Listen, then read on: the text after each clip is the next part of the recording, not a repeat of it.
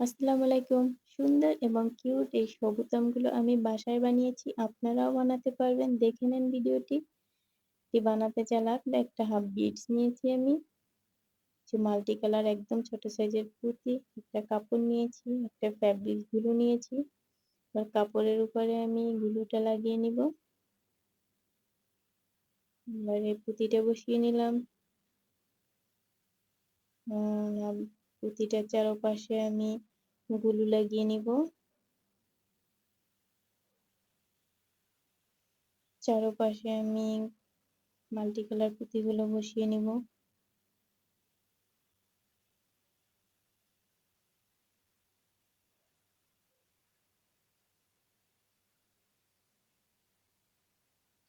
পুঁতিগুলো বসানো শেষ।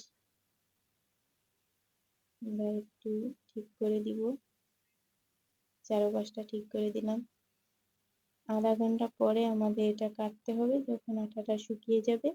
তো আমি আধা ঘন্টা সময় নিয়ে আমি 10 মিনিট পরে কেটেছি, ভালো করে শুকায়নি। আপনারা আধা ঘন্টা পরে কেটে নেবেন। এই তো হয়ে গেল কত সুন্দর একটা সবুতাম। আমি আগে আরো একটা বানিয়েছিলাম। এই একটা কেমন হয়েছে সবাই কমেন্টস করে বলবেন। ধন্যবাদ সবাইকে।